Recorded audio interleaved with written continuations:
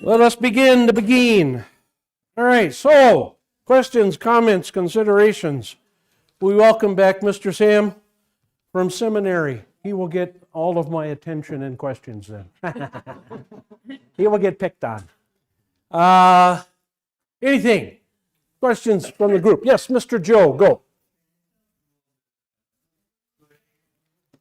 Can I tell you a little bit about Cush? All right. Yeah, Cush. Otherwise, we would call it today Ethiopia, okay, and Egypt, kind of a combination, all right? The Cushites themselves kind of occupied more of the, what is referred to as the southern or upper Egypt, but also some into the lower part. The whole area was kind of referred to as that. This is a relative of Ham, okay? So the Hamites, when after the Tower of Babel episode, the Bible describes Shem, Ham, and Japheth and their nations that came out of them as basically going in three different directions. Shem, kind of occupying what we would call the Saudi Arabian Peninsula, the Tigris-Euphrates Valley, Asia Minor, and Palestine, and that. Japheth going north into what we would call Iran, Afghanistan, Russia, and Europe in that way, and then eventually all of China and North and South America. Those would be Japhethites. And then Ham going through Palestine down into the upper or lower Egypt, that is the mouth, the delta area, and Cush began there and then kind of migrated to upper Egypt somewhat, and then also the Hamites then in northern Africa and pretty much the whole continent after that. Other than that, we don't know a whole lot about them. Except that the Egyptians today are not, for the most part, Hamites anymore. They're not Cushites anymore. If you're looking for Cushites, you're going to have to find them, as I say, in Ethiopia and in Sudan and Eritrea, places like that, Somalia. That's where the modern Cushites would be.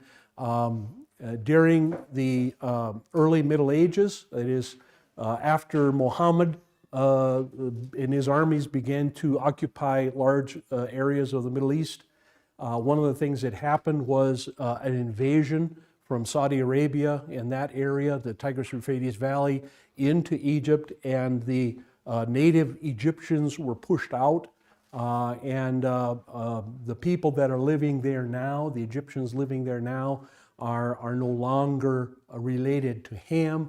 They are more related to Shem. They are Shemites. They are Arabians for the most part. Westerners, Americans, Europeans, but more especially Americans because, well, Americans don't know much history to begin with, but especially history of the golden age of Islam, which would be from the time that Muhammad retook Mecca, all right? About 10 years after his escape from Mecca, he returned and took it over and became the leader. And then from that time, really till about 700, so call it 635, just for round numbers, from 635 to 735. Okay, really a golden age of expansion, and then from 735 into the 800s, probably 850 maybe, would be a time of scientific and cultural expansion. So that would be another golden age. So the entire golden age of Islam would occupy anywhere from 250 to 300 years. And in that time, as I say, the native people of Egypt and that were pushed south into Africa Major. And the people that live there in those areas now are Semites, which is really interesting because you cannot really accuse the Saudi Arabians or the or the Egyptians of being anti-Semite because they are Semites. Yeah, can't be anti-Semite. Same with the Iraqis. Can't be Syrians, same way. Can't be anti-Semites because they are Semites for all intents and purposes. So anyway, that's about it, Joe. Can't tell you a whole much more about them. Archaeologists tell us that they had some pretty well-established, pretty fancy empires down there in Upper Egypt and along those areas, and even over as far as Timbuktu. Pretty substantial, pretty advanced empires in Africa during the early years. And by the time Europeans got there, they were all pretty much gone. Who else has a question? Who else has a comment, a question, or something they want to? Yes, ma'am. Over the last whatever weeks, you've been talking about salvation and how heaven doesn't have time. Yes, right.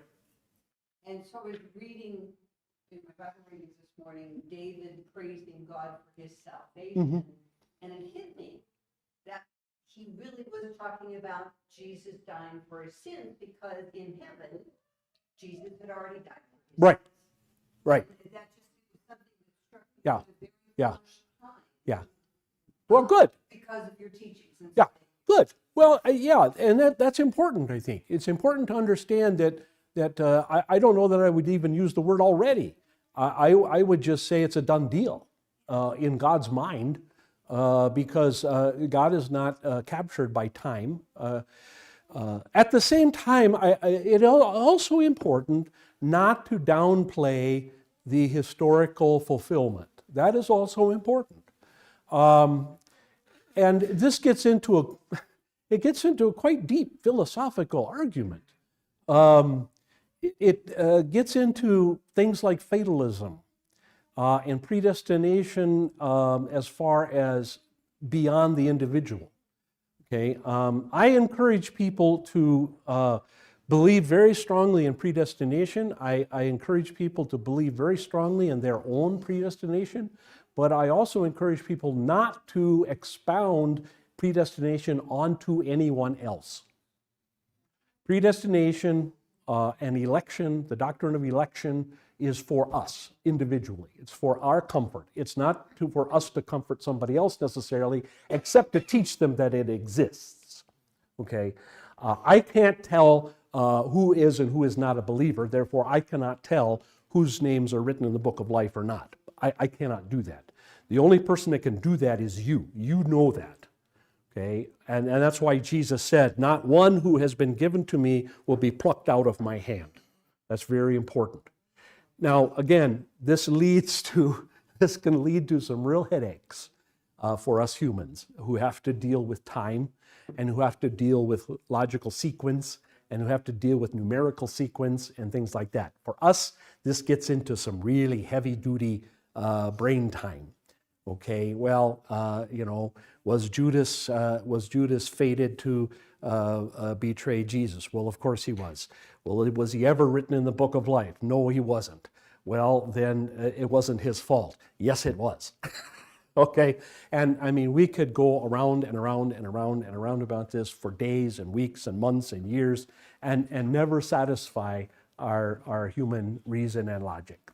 All right, so it's best just to say that yes, in eternity, the entire plan of salvation was worked out and was, as far as God is concerned, was accomplished. Therefore, the people in the Old Testament, by believing in the Messiah, okay, is the same as the people in the New Testament, or after Jesus' ascension, for example, believing in Jesus Christ. No difference. There is not two ways of salvation. This is why it was deadly wrong and terrible wrong for the Roman Church, or pretty much the Roman Church, and after 600, the Roman Church, to put all of the Old Testament saints in limbo. We talked about this a little bit yesterday.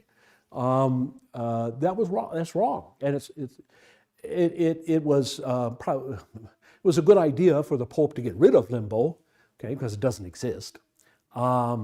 But for all those years, for 1,000 years or more than 1,000 years, they were Roman Christians were taught that people like Abraham, Isaac, Jacob, David, whatever, were all in limbo and not in heaven. Whereas the New Testament's pretty specific about the heroes of faith. Hebrews chapter 11 pretty much details those people who are most certainly in heaven. That was wrong. That was a bad idea. And that kind of got the whole idea going about two different ways of salvation. A different way of salvation for the people in the Old Testament than in the New Testament. And that simply is not right. There's one way of salvation, belief in the Messiah, period. Whether you lived before Jesus or after Jesus, doesn't matter. It doesn't matter at all. The only difference is, of course, the people after Jesus had more information. We have more information. And so we know his name is Jesus. We know that he was born in Bethlehem and raised in Nazareth and so on and so forth. Okay, that's the only difference. So to think of that as a done deal is good, is important for us to do. You're right. And if you read carefully the Old Testament saints and prophets, that's the way they speak. They speak of it as a done deal. Okay. Sometimes it's what I refer to tell you guys what I was taught called rectilinear prophecy. Rectilinear prophecy is prophecy that's accomplished more than once. Okay, so if you think of rectilinear prophecy, think of David, for example, prophesying about a friend of his betraying him. Okay, raises up his heel against him is the phrase that David uses. So if you think of rectilinear prophecy, think of it being fulfilled at the time of David and then fulfilled again at the time of Christ. And maybe in between a couple too. You can probably find betrayals too in there that would accomplish that. And then Luther, for example. Luther, in our theology, very often we look at Revelation, the book of Revelation, we see that angel flying in midair, with the message of the gospel for all people. And many of us use that as a Reformation text, an epistle Reformation text, and we say, well, that's a prophecy of Luther. Could very well be. I don't know that we should be too dogmatic about it, but it could be. But it could also be Wycliffe. It could also be Savonarola. It could also be Huss. It could also be Tyndale. It could be a bunch of people that could fulfill that particular prophecy. So, but it doesn't have to be just one. It can be, again, rectilinear in that it fulfills itself more than once. So that's the important concept to get to. Okay, trivia time. Trivia time. And keep your phones off, you Google's people. My goodness. Yeah. Keep your mouth shut then. Okay. Battle of Aphek, or Aphek. Okay. Aphek. Now there were two, actually really three if you want to be technical about it. There was one early one and a later one at the time of Ahab and another time before that. So I'm asking about the first battle of Aphek, okay? So when does that take place? Who's around? Who's living at the time of the battle of Aphek, the first battle of Aphek? Anybody got an idea? When about is that? Okay, it's at the end of the ministry of Eli. Okay, Eli. Eli was the high priest before who? Samuel. Right, good. Okay, so Samuel we pretty much consider Samuel the last judge. He was a high priest and judge kind of at the same time in a manner of speaking. Some scholars don't like to refer to him as a judge after the book of Judges and everything, but really he functioned much like the judges in the book of Judges. So anyway, so Eli would be at the time, it's just the time of Eli. Okay, so kind of towards the end of the period of the Judges, right at the tail end of the period of the Judges. Where is Aphek? And the reason I say Aphek instead of Aphek is because there's no long A in Hebrew. So, Aphek or Aphek, whereabouts would that be? Well, ask yourself who's engaged in battle, in the Battle of Aphek. At the time of Eli, and through the time of Samuel and into the time of David, who was the big enemy of Israel? You uncircumcised Philistine. Yeah, that's right. The Philistines were the kind of enemy of the day, you could say. Okay, this is before really the Assyrians or Babylonians or Egyptians or whatever became their enemies. The Philistines were really their big enemy. Okay, and the Philistines occupy a lot of the coastal region down here especially, but also all the way up into here until you get up into the Phoenicians. Okay, so where is Aphek located? Aphek is located north of the plain of Sharon. So the plain of Sharon is right here. So Aphek probably in the valley of Esdraelon. Okay, right around in there. Aphek didn't last very long. The little village didn't last very long, and so there is some archaeological evidence for a village there, but it's really hard to find. Also, the name Aphek or Aphek is used 2 or 3 different times in the area. There is an Aphek over here on the eastern side of the Jordan, about 3 or 4 miles southeast of the Sea of Galilee. I don't think it's that one. The Philistines, I don't think, would attack Israel in that area. Again, they're located mostly over here. So who's involved besides Eli? Well, he's not really involved.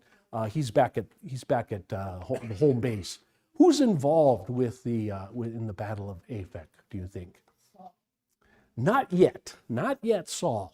Okay, not yet Saul. Who's leading Israel? Okay, well, Eli is leading Israel, but who's doing remember Eli at this point in his life, he doesn't go anywhere. Remember, he's very fat. Remember that?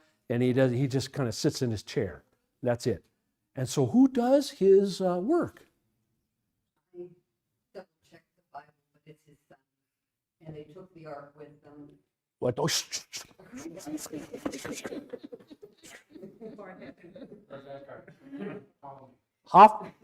Hophni and Phinehas. That's right. Hophni and Phinehas are the 2 sons of Eli. And were they good boys? No, they were bad. They were very bad. They were nasty characters. They were corrupt. Okay, they used their position of power and authority to get goodies, and they were tyrants over the people, and they were greedy and gluttonous and drunkards and whoremongers and etc. So they're bad guys. All right. So what? And last, what happened at the Battle of Aphek? Did Israel win or lose that battle? They lost, that's right. How many Israelites were killed in total? Keep reading. And the Battle of Aphek, the first Battle of Aphek took place in two days or two occasions. They lost the first day. If you remember the story, they lost the first day. They lost about 4,000 guys, right? And so then they went back to camp and they said, how could this have happened? How could God have let us lose? We don't get this. And then somebody had the brilliant idea, I know what let's do. Let's go get the Ark of the Covenant. Let's go back to Shiloh and get the Ark of the Covenant and carry that into battle. And that will do for us what it did earlier in our history and slay thousands. You know, it's like in the picture of the Raiders of the Lost Ark kind of picture, you know, flattening mountains and all that kind of stuff. Okay, so they did. They went back to Shiloh. They got the Ark of the Covenant. They brought it into the camp, and everyone went, yay, now we're saved, yay. So then they went to battle the next day against the Philistines, but the Philistines had heard all the ruckus from the camp of Israel, and one of their spies told them, hey, they got their God in camp. Remember the thinking of ancient peoples. Every group of ancient peoples, every tribe, whatever, had its own God. And so when you fought somebody, when you fought one nation against another, it was really the gods who were fighting. Okay? And so whoever won, that god won. Right? So the thinking of the Philistines was, wow, they brought their actual god, their real god, they brought that god into camp. Now the Philistines also said something kind of interesting. So the time of Eli, give me a date. Give me approximation. Oh my goodness, 4000 BC. 1000. Oh, you're close. When was David? David was 1000. Okay? David was 1000. He ruled Israel for how many years? How many years? Come on, people. 40 years. Okay, good. Okay. And then before David was Saul. He ruled Israel for 40 years. Okay. All right. Before Saul was Samuel. Okay. Before Samuel was Eli. All right. So take off 150 years, give or take, whatever. So yeah, 1150, something like that. Pretty close, 1175, something like that. Okay. When was the Exodus? 14. Remember, I taught you in 1492, Moses split the Sea of Red. Doesn't rhyme, but it works. Okay. So 1492, give or take. So 1492, all the plagues and stuff are happening. 1150, couple what? What are we talking there? 100 years? Huh? Couple 200, 300 years? Huh? Give or take, right? And what do the Philistines say? This was the God who slew the Egyptians. Okay? This would be going, let's say we went to war with Mexico tomorrow, and some Mexican general on the other side is having a confab with his other generals, and he says, hey guys, remember, these are the guys who beat the British at Yorktown. Who cares? That was with muskets and cannonballs. Okay? But that would be what they're saying. They're saying, these are the same people, that's the same God who wiped out the Egyptians 300 years ago. God, not people and people. Yeah. So anyway, I just wanted to throw that in there to tell you that the story of Moses and his battles with Pharaoh were remembered by the pagan nations. Huh? Oh, pretty interesting. Huh? Pretty interesting. Okay. So they went back. So they took the Ark of the Covenant into battle, and the Ark of the Covenant did nothing for them. God turned off its juice. It accomplished nothing. As a matter of fact, not only did it accomplish nothing, but the Philistines were able to capture it. And who did they kill? They killed Hophni and Phinehas. And then a runner from the battle went back to Shiloh to tell Eli that they lost. And what happened to Eli? He fell backwards off his chair and his guts spilled out and he died. So we got rid of Hophni, Phinehas, and Eli all at the same time. Yeah. And we lost the Ark of the Covenant. Okay? Kind of a mess. Yeah. Yes, ma'am. He broke his neck. That's right. Broke his neck. Somebody else got, that was Judas. Judas, yeah. Anyway, this was a super important battle. This was a very super important battle. And what's also interesting, just one quick little thing. What's interesting is the Philistines, they got hold of the Ark of the Covenant and they didn't die.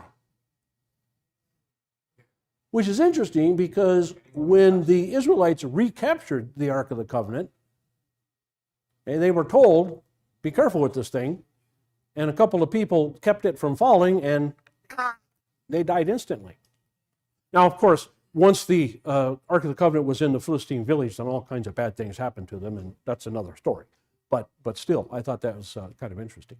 Okay, so Battle of Aphek or Aphek, kind of stick that in your memory banks. Nice thing to know. Oh, by the way, after the 4,000 died in the second part of the battle, when when the ark was captured, 30,000 died. So 34,000 total soldiers of Israel died. That's a lot of folks. Okay, that's a pretty good sized chunk of the army. All right, let us proceed now into chapter 17 of Exodus. Chapter 17. Here we go.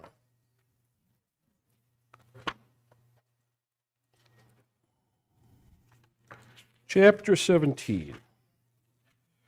Now, just a word of explanation first. Overview in your notes here.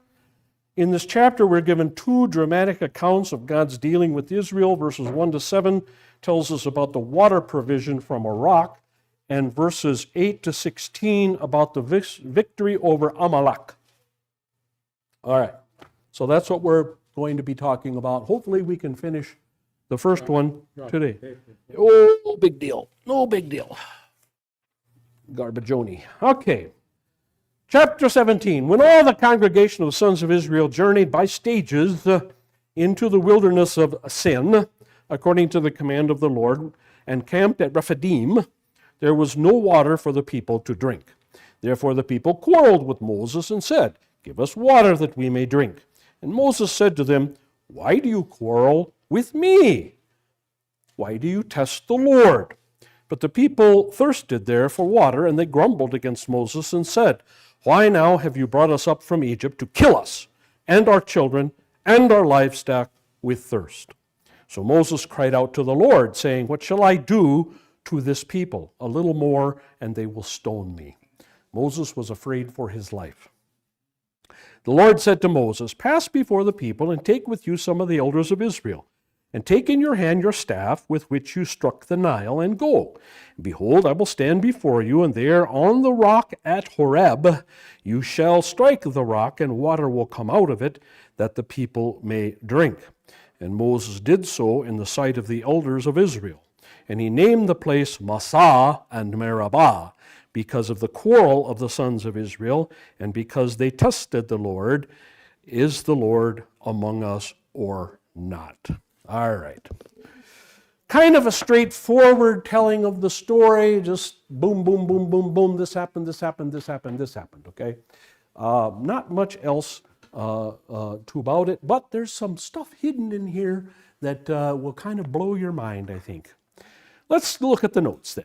The story of the water from the rock has special significance for us because Israel's experience at Rephidim shows us that there can be moments when we face severe difficulties precisely because of our obedience to the Lord. Thus, verse 1 tells us specifically that Israel's coming to Rephidim was a result of their obeying the command of the Lord. This point is of the utmost importance in our understanding of this part of Holy Scripture. So, if the Israelites had chosen otherwise, they would not have followed the Lord to Rephidim. Okay, let me find a good, maybe back this way. All right, so, yeah, okay. All right, so they're following the Lord over here to Mount Sinai. Mount Sinai, as Paul tells us in Galatians, is in Arabia. It's not down here, okay? So the Bible clearly defines this place as Mount Sinai. So they cross the Red Sea. They're already at the mountain of God, or very close to the mountain of God. There's not much water this way. There's a little water this way. You're more likely to find water going along the coast as the various wadis and washes drain to the Mediterranean than you are certainly out in the middle of nowhere. So they obeyed the Lord. They went in the opposite direction from where they could find fresh water. And this is what God intended. God intended to test them. Which way are you going to go? Now, you can say, well, the Israelites were just sheep herders from Goshen. What would they know of water along the coastline? Oh, come on. These are also people who live by buying and selling, certainly buying and selling wool and sheep and other products along those lines. And certainly they've had run-ins with caravans. The two major caravan routes, one major caravan route goes straight south of the Dead Sea and then up along this way, and another caravan route goes straight along the coast. And so certainly the children of Israel knew that there were two routes, and certainly people would tell them, well, don't go that way, go the other way. You know, it's kind of like when people want to travel to from here or Arizona, like Phoenix or Tucson, and they want to go to San Francisco. What do you tell them? What do you tell them? Do you just tell them stay on 5? Or do you tell them get off of the 5 or go around and go take the 15 to Barstow, and then from Barstow cut over to the 99 and go up the middle of the Central Valley, right? There's two ways to go, right? Or you can take the long route, the scenic route, and take Highway 1 or Highway 101. So there's 4 ways to go, right?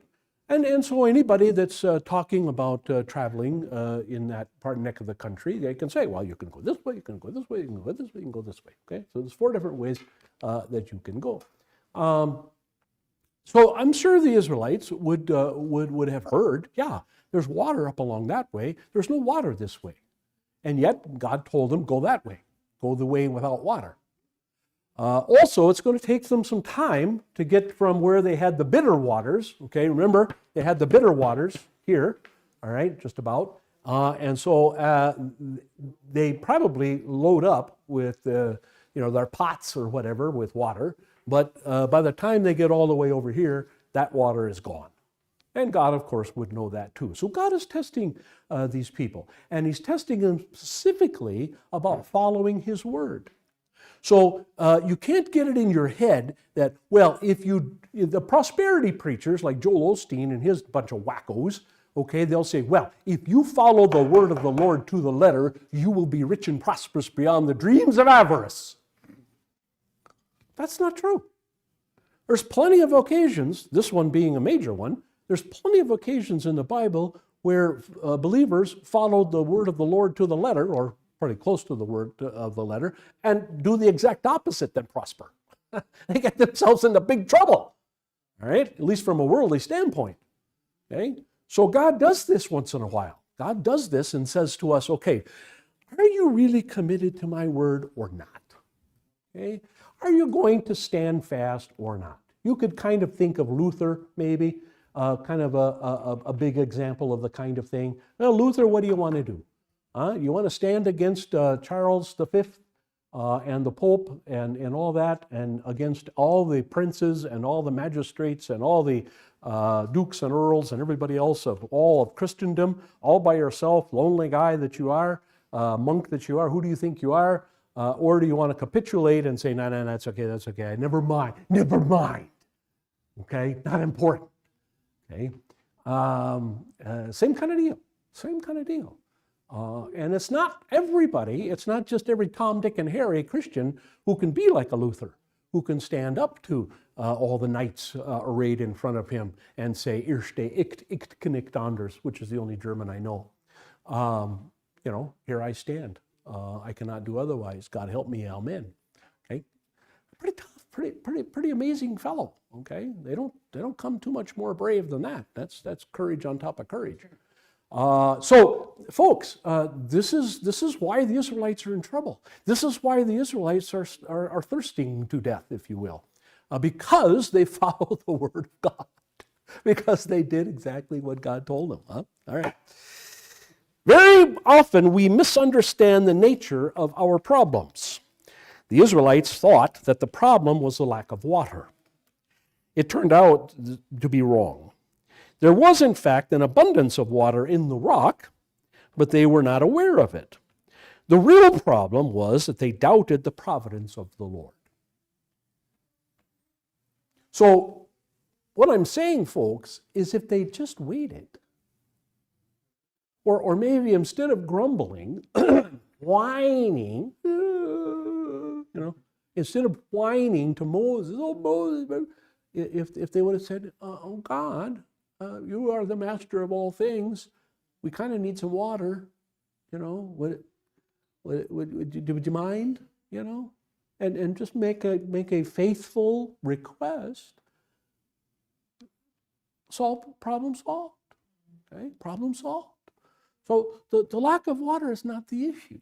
It's very often our case.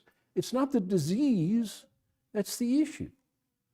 I don't know if you know what an osteopath is. Do you know what an osteopath is? I went to one Friday. I was kind of sick and tired of all my other doctors not being able to help me with anyone, and so I went to this guy, and this guy talks about underlying issues. Ooh, underlying issues. Too many tamales. Well, that's an underlying issue, okay? Whatever. And it takes a holistic, if you will, approach, a holistic or wellness. It's actually called functional medicine. And so I think that's true of spirituality. When people come to me, and I don't know why I didn't think of this earlier, because when people come to me with their problems, my first question to them, most of the time, after I hear their story, most of the question is to them, what is the sin that's involved? You see, I am not a counselor. I cannot call myself a counselor in the state of Arizona, otherwise I could get sued. All right? I am not a counselor. I don't do counseling. I do spiritual consultation. Okay? And spiritual consultation basically is a nice way of saying confession, absolution. That's what I do. That's what I am empowered by God to do, and by you, my congregation, to do, and that's my call. Okay, my call is not psychology. My call is not psychiatry. My call is not sociology. That's not my call. My call is confession, absolution. My call is to deal with sin and grace.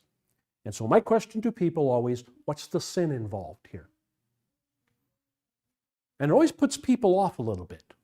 I get a couple coming in after they're married a while and they've got all kinds of problems, not speaking to each other anymore.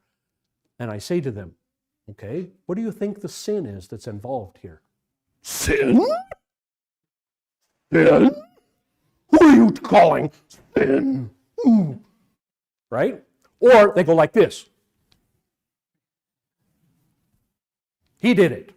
That woman, God, you gave to me. Okay? Like Adam, right? What's the sin involved? And so a lot of times in the problems in our life, I'm not saying every single time, and I'm not saying it's necessarily evident at first. It may take a while to come forward. It may take a while to reveal itself. But in a lot of cases, what's really involved here is God trying to get us away from a particular sin, right? That's what's involved, okay?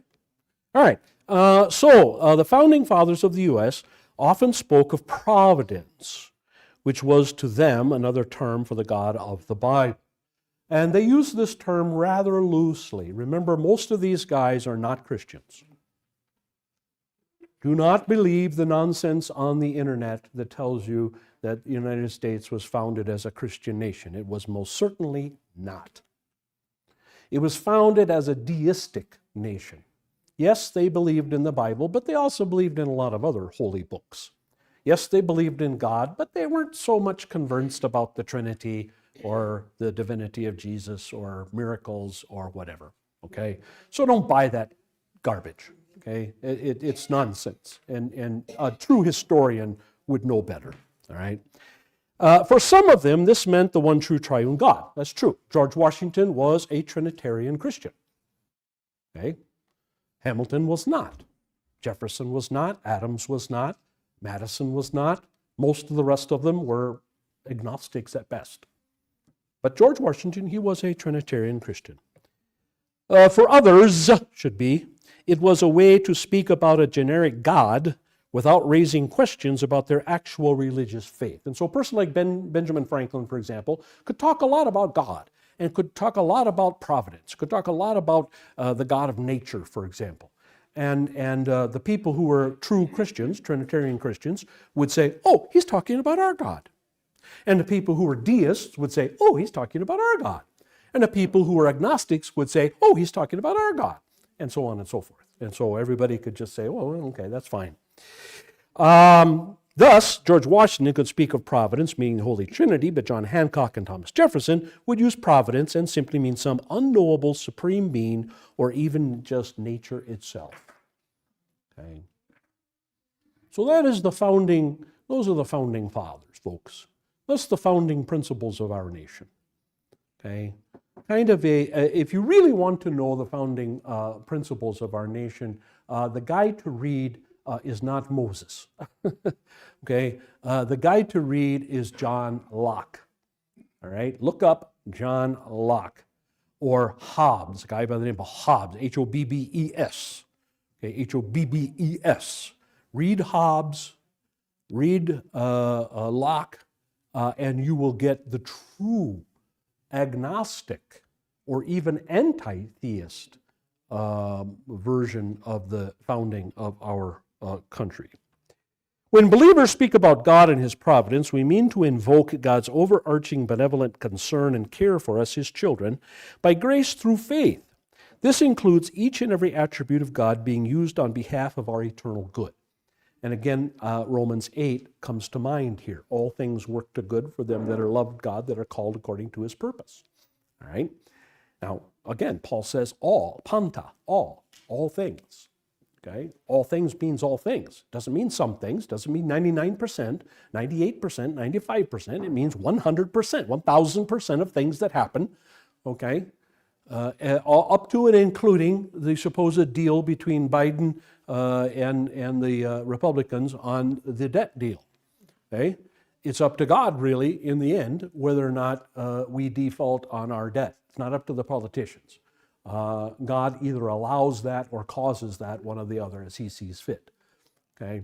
And that includes everything else, everything in your life. Everything in your life.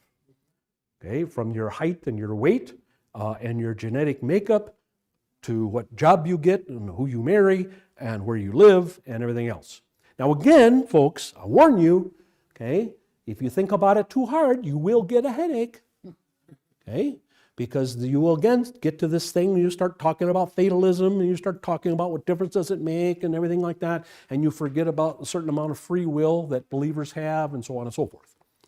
So be careful when you get into this thinking, okay? It's true, it's accurate. Paul is speaking the absolute truth. All things are all things.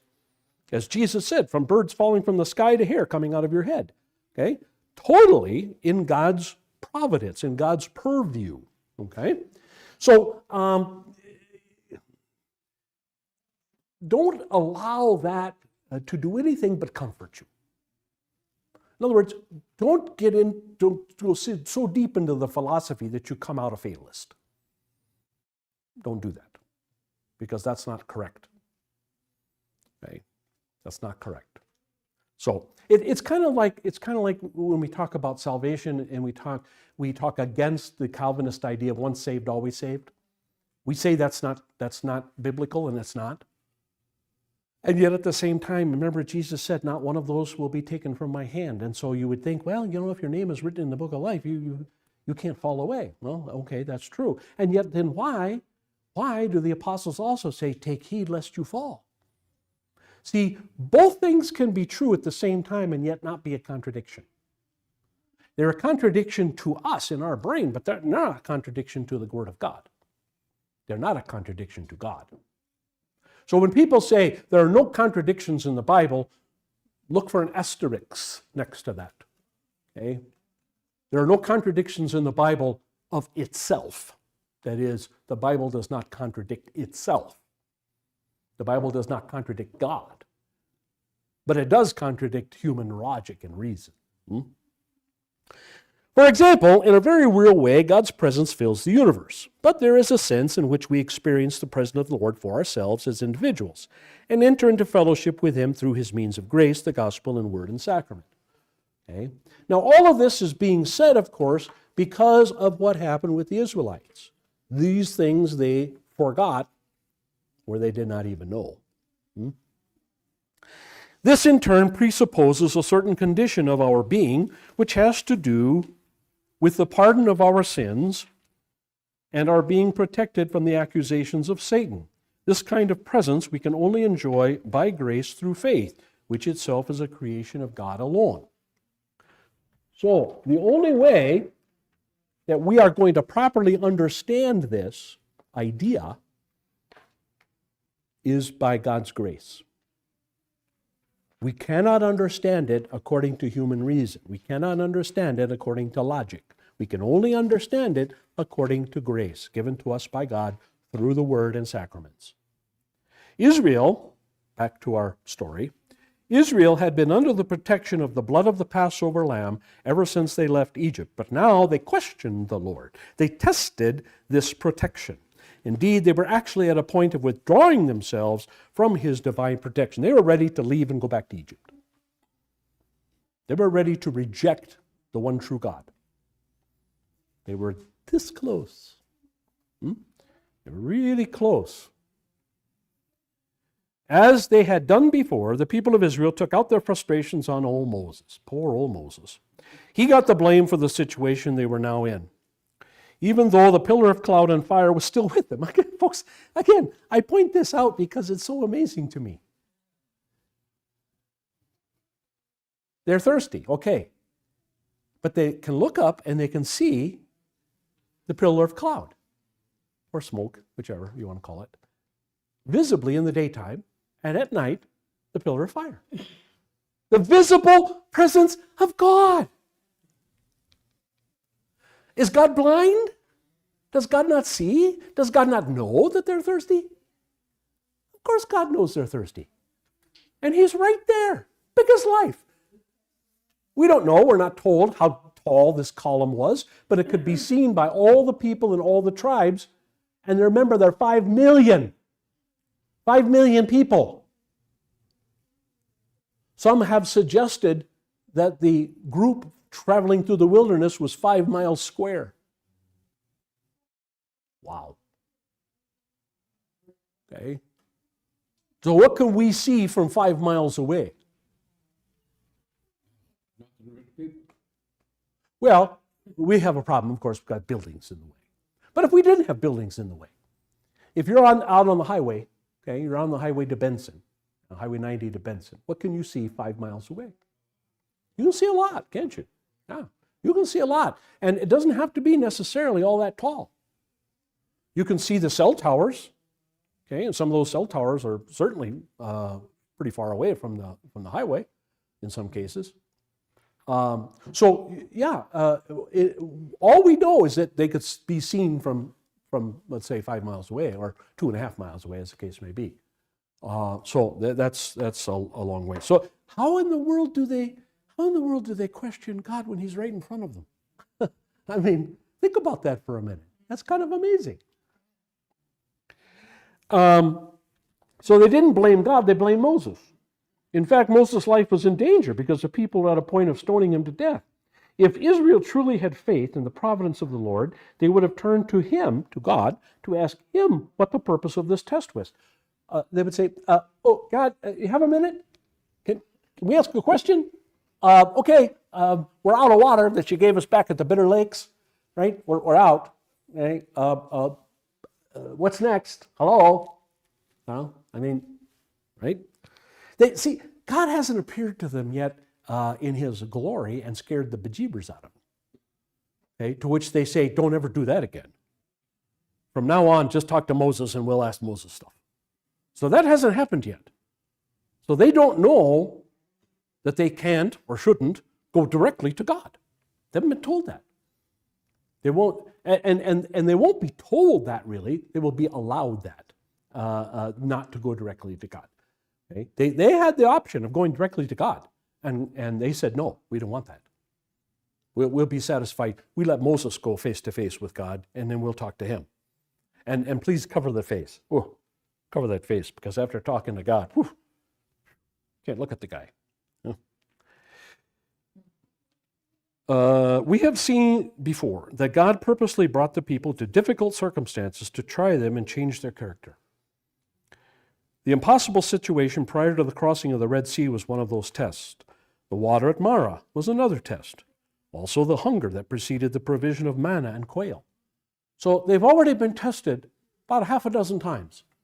since they left Goshen. And failed every single one of them.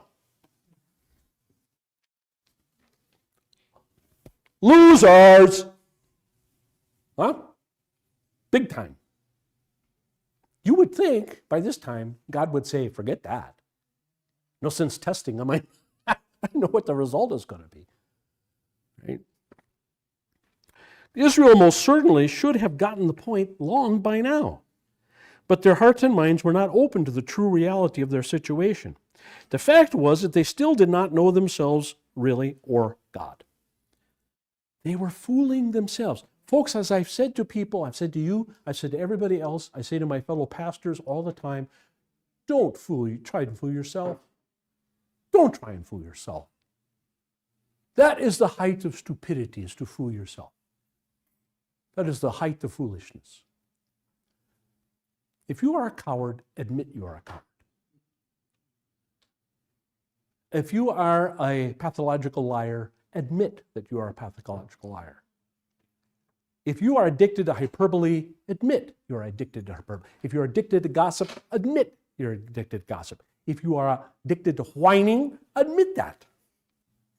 Whatever kind of failure in your personality that happens to show itself, don't fool yourself and say, well, I'm really not that way. Yes, you are.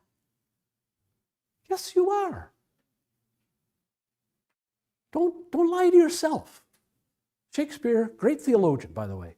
Second best theologian on the planet next to Martin Luther. Maybe Martin Chemnitz.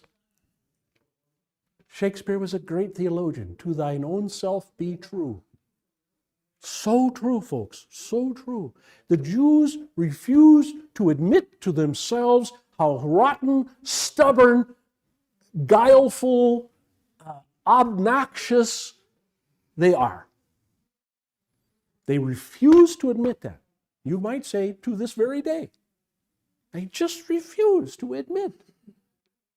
The problem is not with other people.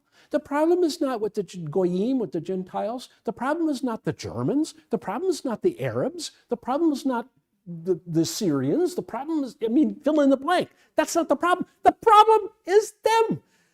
We have found the enemy and he is us. They can't bring themselves to say that. That's the problem. For 4,000 years, that's their problem. If they could just once admit, yeah, we're the problem. Very frustrating. The fact was that they did not understand from where they came and where they were going. They didn't understand. Father Abraham, okay, pretty good guy in many ways, but stubborn, obnoxious guy who lies about his wife, not once, twice. Should have known better, right? Isaac, right? Isaac should have known better, right? Jacob should have known better.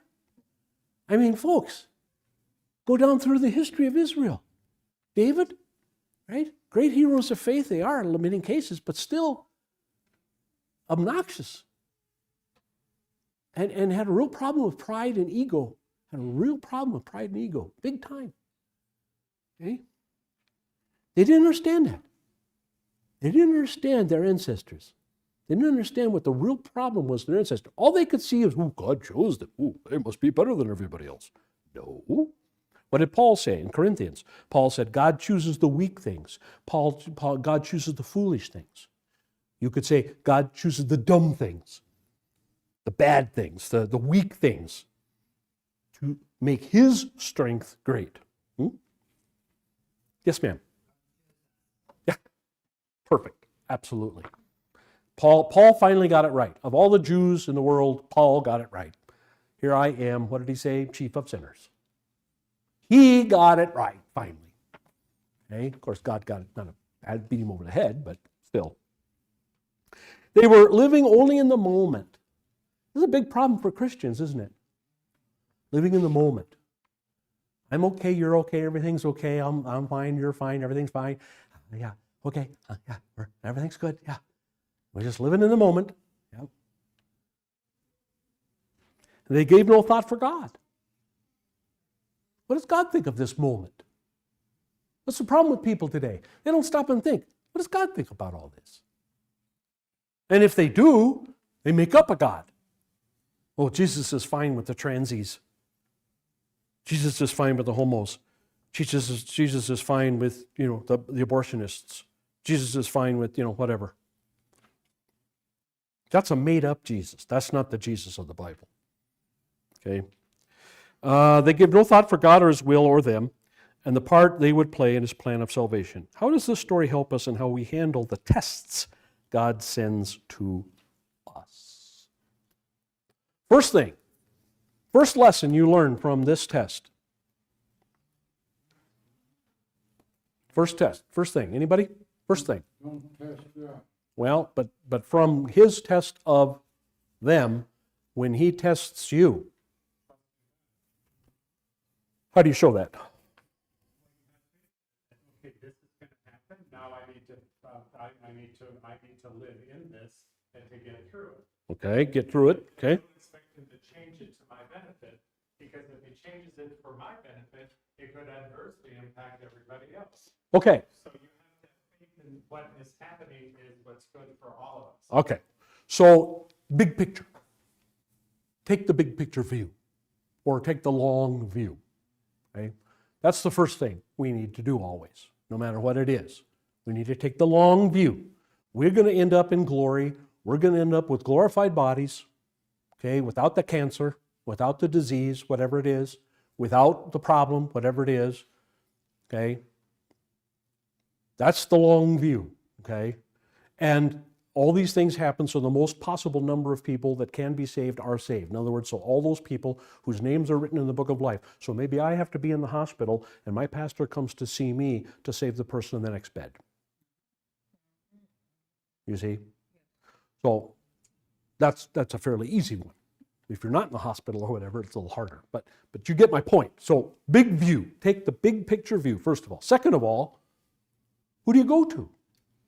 Go to God. Okay? Now, if you want to go to Moses and complain, okay. I'm not saying that's necessarily a sin or anything. Depends, of course, how you do it. If you blame Moses, okay. And who's Moses? Well, that's me. That's why he gets big bucks. Okay. So if you want to get mad at somebody, okay, get mad at me. And I will, of course, say, what are you mad at me for? I didn't do it. But I'll understand. But a lot of people get mad at me over the years. Almost 42 years I've been in this business, and a lot of people do. A lot of people say, well, you're God's spokesman. How come you didn't keep this from happening to me? Ooh, gee, I don't know. But you can do that. It's kind of the next best thing. What? Yeah. Yes, ma'am. But you should be the one to help someone figure out what God may be telling you. Right. That's my job too. Yes. Well, okay, and they'll also say, what's the sin involved here? What's the sin that God's trying to get rid of? Or who is God trying to speak to? Through you. Through your travail, He's trying to speak. Maybe He's trying to speak to your husband. Maybe He's trying to speak to your wife. Maybe He's trying to speak to one of your kids. Maybe He's trying to speak to your grandkids. Maybe He's trying to speak to your neighbor. I don't know. Okay, let's try and figure that out. Okay, that may not be it. Maybe He's trying to speak to you and tell you to cut something out. Stop doing something. Okay, let's work at that. So yeah, you're right. So that's exactly the process that we go through, or that I go through with people. Is okay, and I tell them when we start, understand that when we're asking God why, what's the purpose of this, that sometimes we can figure that out, and that's fine, and that helps get through it. But there are many times, I won't say the majority, but probably when you stop and think about it, there are many times when the why never presents itself. It's kind of like when I put the dots on the board, connecting the dots idea, right? Once in a while, you can connect the dots. You can say, okay, my first wife died so that this could happen. Or, I had a miscarriage so this could happen. or I got cancer so that this could happen. And you can actually see the dots. You can go, oh yeah, okay, I can see that, right? But then, of course, there are times when you can't. God doesn't promise that you're going to always be able to connect the dots. That doesn't mean the exercise is fruitless, because it's not. But I just tell people when we start the exercise, understand that we could get through this, we could ask all the right questions, and we get to the end, and it's still not a satisfactory explanation. Understand that, please, okay? And then, okay, let's begin. Let's start eliminating things, okay? Which is really what it is. It's a process of elimination. Well, no, it really can't be that, really can't be that, really can't be that, really can't. What are we left with, okay? Right? Like Sherlock Holmes, right? After you eliminate everything else, whatever's left must be the truth, right? Yes? Could it just not be a test for us to weather through these things? Could just be that, that's right. So in the future we'll know how to address it or how to face it? Absolutely, absolutely, yeah. But these stories, and especially these stories in Exodus, in Numbers and Deuteronomy, of the Israelites in the wilderness are really, really good for this purpose. They're really good for this purpose because they really hit home. Here are people that are being cared for by God. They're getting fed every day by God. They're being watered, and we'll see that in a minute, every day by God. They're constantly being, their clothes are not wearing out, and so and so. Their enemies are being defeated for them by God, even though they have to do some fighting too. They are really, really being carried through the wilderness. This picture that sometimes the prophets and others will use about carrying people, okay, like on eagle's wings kinds of things, okay? And being carried through life, and yet at the same time grumble and grumble and complain and complain and complain and complain. And not just the first generation, but the second generation does the exact same thing after 40 years. That's how this story helps us in handling our tests. Let's, got 5 minutes, let's keep going.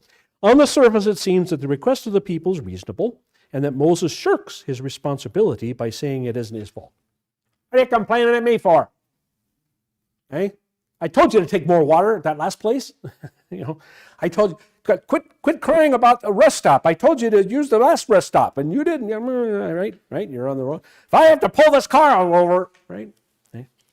Obviously, the argument here is condensed, and many more words were spoken than we have in the account. Again, God often uses Reader's Digest version of things. Surely Moses must have reminded the people that God had taken care of them before in emergency situations. Thus, they should turn to the Lord and ask him for water instead of asking Moses. Why do people so often fail to turn to God when faced with severe trials? Yes, sir. We like to blame each other. Yeah. This bad thing happened because of him, or because of this, or because of who voted that in office. Right. Or whatever. Right. It's always somebody else. Yep. It's your fault. Yes, ma'am. We're also Americans, we take care Take care. We'll pull ourselves up by our own bootstraps, right, George? Good old American know-how, huh? He who cares for himself cares best, or however, right? Yes, ma'am. You're ashamed. Ah, often true. Yes. Yeah. Right. And so you're ashamed and you don't want to. I have often asked people who come to me with their problems, I often ask them, well, have you prayed to God about it? No. I don't want to. What? You think he doesn't know? Oh, yeah. Huh. Oh, yeah. Okay. Yeah. Sure. So, yeah, that's a good point. Anything else? Any other comment? Yes, sir. No, we want to solve it ourselves, or we want to find something physical to solve our problems. Yeah, very often. And physical things are hard enough. It's like this new doctor says, well, you need to do this, this, this. Well, I don't want to do this, this, this. Can't you give me that? Well, that isn't going to work. You have to do this, this, this. Oh, crud. Okay? When it comes to spiritual things, it's even harder. It's harder with spiritual things because spiritual things are harder to measure. And because they have to do with our soul, our spirit, and really our basic who we are, personality, it's harder to change. It really is. It's hard. Again, the first thing you have to do is you have to admit, hey, I'm a coward, or whatever it is. I'm a liar. I'm a cheat. That's what I do. And it's hard to do that, first of all, and then it's hard, okay, I got to do the opposite, which means you got to be honest with people or something, or you got to stand up for yourself more often, or you got to stand up for God more often, or whatever. You first. I remember something taught a long time ago that I've used on occasion where we go to the mirror, look in the mirror, say, God, I'm giving this to you. Yep, absolutely. It works. It really works. Yes, it does. Yes, it does. Yes, ma'am. Sir. I think a lot of problem in our society, and we lay it to, I don't know my next door neighbor, Yeah, and just stay away from them. right. Everyone has problems. Stay for that way. Yeah, But maybe if you got to know them, maybe that Yeah. next door neighbor is gonna help you True. with the problem you have, true, true. and we don't take advantage of that. All right, we've reached our time. So we'll pick it up at O next time. Pick it up at O. Any final points? All right, let's close. May the grace of our Lord and Savior Jesus Christ, the love of God the Father, and the fellowship of the Holy Spirit be and abide with us all. Amen. Yep.